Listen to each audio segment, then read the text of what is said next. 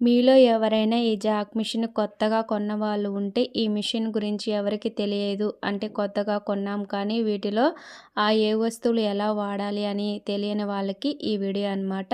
తెలిసిన వాళ్ళు స్కిప్ చేసేసేయండి. ఇక్కడొచ్చేసి నేను ఈ వీల్ చూపిస్తున్నాను కదా!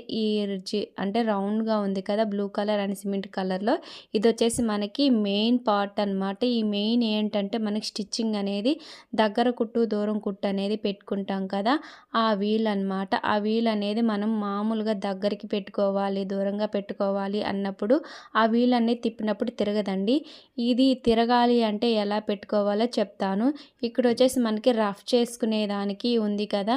ఆ రఫ్ చేసుకునేదాన్ని కిందకి అని మనం ఫింగర్స్‌తో కిందకని అలా 0 దగ్గర నుంచి 5 వరకు ఉంటుందన్నమాట. ఈ నంబర్స్ అనేవి చూడండి. ఇలా ఫింగర్‌తో మనము ఇలా కిందకి పట్టుకొని ఇప్పుడు వీల్ అనేది ఇలా తిప్పినప్పుడు మన నంబర్స్ అనేవి ఎక్కడికి కావాలి 3 దగ్గరికి మినిమం 3 దగ్గరకు పెట్టుకొని మనం మామూలు స్టిచ్చింగ్ అనేది చేసుకుంటాం. కానీ కొన్నిసార్లు దూరం కుట్టు, దగ్గర కుట్టు కావాలి అని అనుకున్నప్పుడు మనము ఆ వీల్ తిప్పినప్పుడు తిరగదనమాట. అప్పుడు మనం ఆ ఫింగర్‌తో మనం రఫ్ చేసుకునేది ఉంటుంది కదా!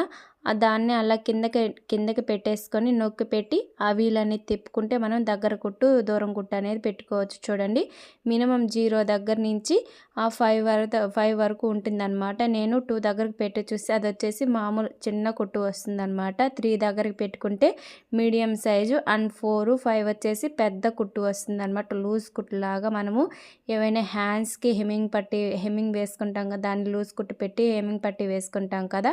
అలాంటి వాటికి యూజ్ చేసుకోవచ్చు అనమాట. చూడండి ఇలా స్టిచ్చింగ్ అనేది చేసుకుంటే మనకి చూడండి దగ్గర కుట్టు, దూరం కుట్టు అనేది ఇలా ఉంటుందన్నమాట. ఈ వీల్ అనేది ఇందుకు ఉపయోగపడుతుందండి. తెలియని వాళ్ళు ఉంటే ఇది తెలుసుకోండి. ఈ వీడియో నచ్చితే ఒక చిన్న లైక్ చేయండి, సబ్స్క్రైబ్ చేసుకోండి. నెక్స్ట్ వీడియోలో కలుద్దాం. Thank you for watching. Bye.